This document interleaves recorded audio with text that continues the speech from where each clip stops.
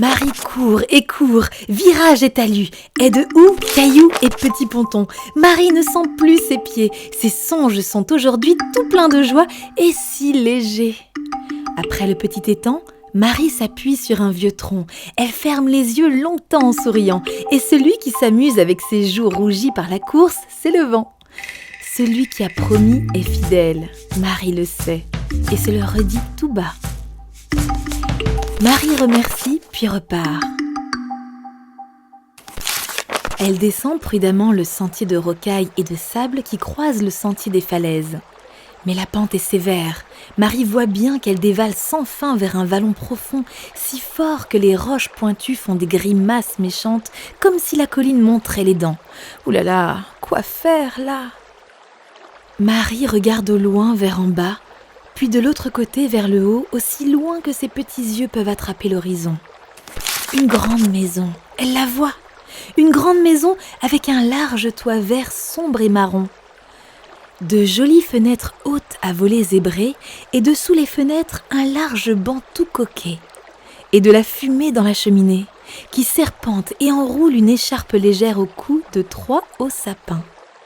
Sous les sapins, des fougères tout pleins et dans les fougères 2 jambes de pantalon. Et au-dessus des jambes de pantalon, l'autre moitié d'un monsieur qui agite les bras en souriant à pleines dents. « Monsieur Charles !» se dit Marie. « Enfin !» Marie, viens, descends le chemin prudemment et franchis la rive, je t'y attends. Chaque bout pointu de chaque caillou pince les petits pieds de la fille.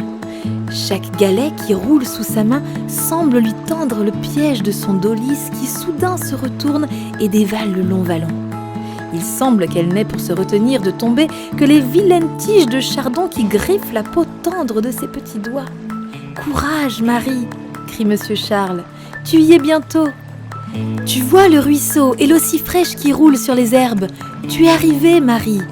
Plus que quelques pas précis et tu pourras franchir le fil de ce long chemin. » Un autre bout chantant échappait du cibot du livre.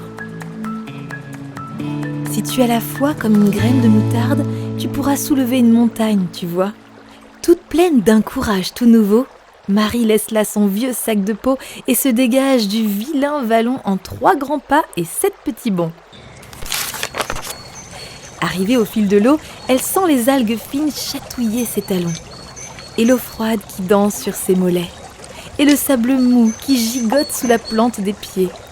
L'autre rive. Oh oui, le bien d'être enfin sur l'autre rive.